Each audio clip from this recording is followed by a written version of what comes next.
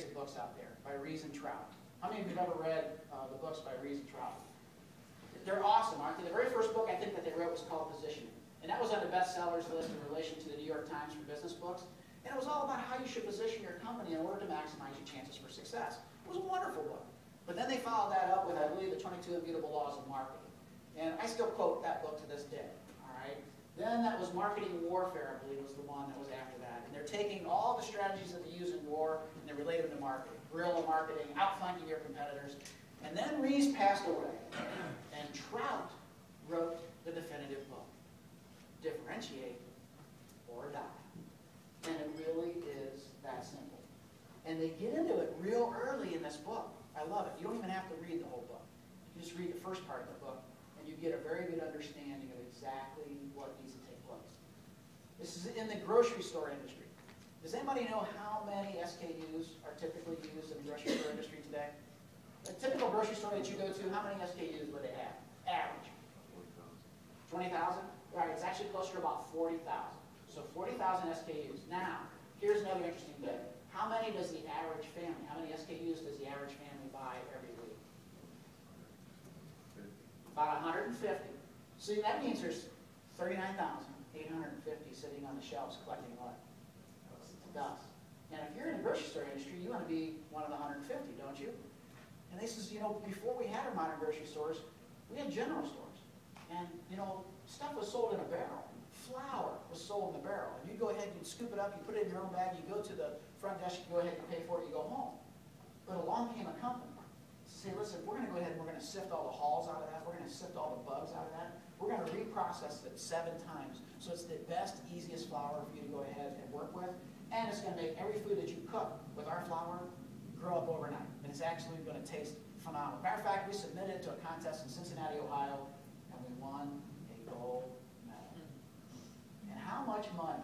Guess who the #1 flour manufacturer is today? #1 selling flour.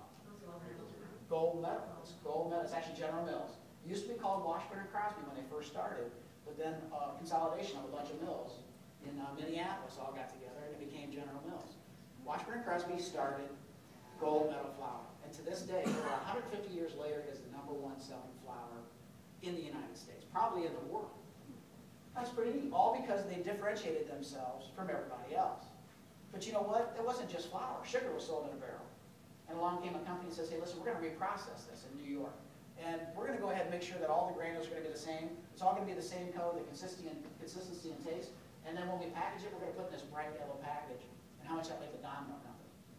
An enormous amount of money because it's the #1 selling sugar to this day, over 150 years. And it wasn't just that pickles were sold in a barrel. People would go ahead and they grab the pickles right out of the barrel and they put them in their own package. Along came a company that says, we're going to do all the pickles that are going to be ripe, the same size, they're all going to have the same consistency, they're all going to be nice and crisp, so they're ripe at the same time. We're going to package them in jars. And how much did that make the Heinz Company, which became the ketchup magnet?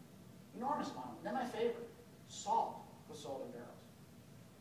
Now, who's from the South here? All right, so, well, yeah, we are in the South. When you go to a restaurant and you go to a salt shaker and it's outside, or maybe even inside the restaurant, what do they have in that salt shaker? Rice. Why do they have rice in that salt shaker? Yeah, because salt absorbs moisture and then it clumps up, right? So the rice gets rid of all the moisture. Well, salt was sold in a barrel. And along came a company and says, you know what, we're going to package that in a moisture-proof package because when it rains, it roars. And who is that? More than salt. All about differentiation. The more commodity-oriented your products are, the more important it is to differentiate them. So we should be focusing time and attention on not just differentiating our sales force, but we should spend time and attention on how we can go ahead and differentiate our products. If indeed the marketplace changes and it goes from 200,000 people making decisions down to 1,000 people making decisions, how much more important is it that we differentiate ourselves?